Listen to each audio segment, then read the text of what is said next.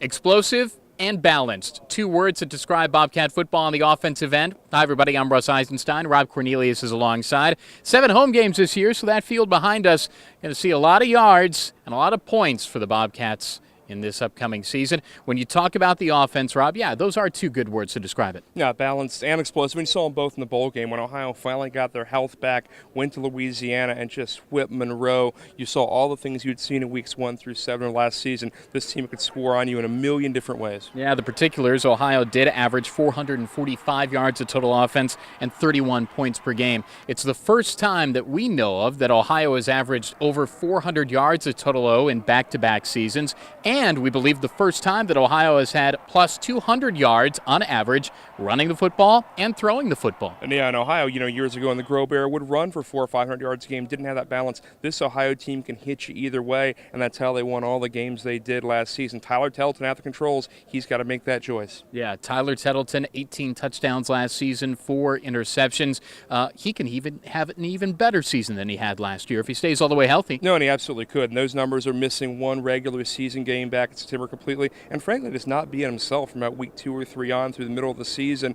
Tyler Tettleton close to 100% on this season, can put those numbers well in the rearview mirror and do much bigger things. Yeah, the cool thing about the offense is he has a lot of tools to be able to use, and a smart, cerebral, exciting quarterback like Tyler can be able to use those on the running side. It's an interesting mix because you have 3 very experienced running backs, but of course Bo Blankenship is a guy that stirs the drink. No, and Bo's a guy you can lean on for 30 or even 32 carries a game, and he wants that. He wants touches, seems to get better, get stronger as this game goes on. He's a guy who just basically is a squat machine running the ball and just presses through that defense, but mixing it up and getting guys like Daz Patterson involved, a little change of pace, or what can make Ohio dangerous on a 3rd down situation. Yeah, that's the interesting thing to look at, too. How do you intertwine Ryan Boykin, who has the ability to be a 100-yard back per ball game for you, and then Daz Patterson's shiftiness, his elusiveness, a guy that you got to find to tackle, and he's tough to find.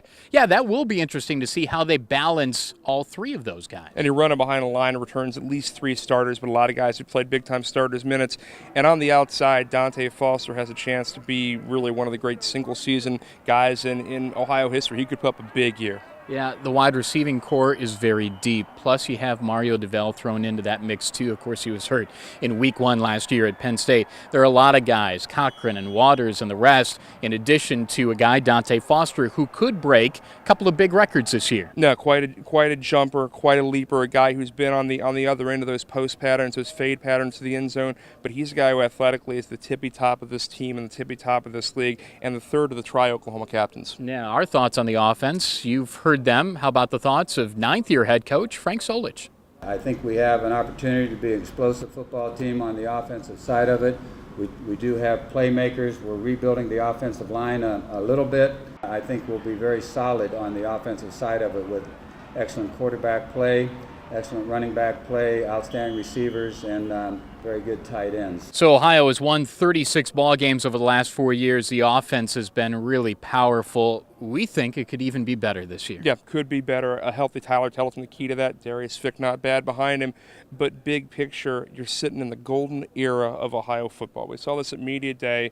Take Bo Blankenship to Detroit. Completely unironically says Ohio is a football school. And in the Frank Solich era, he's absolutely right. Yeah, it's a football school, scoring a lot of points, gaining a lot of yards, hopefully a lot of points, yards, and wins for the Bobcats this year. That's a breakdown of the offense.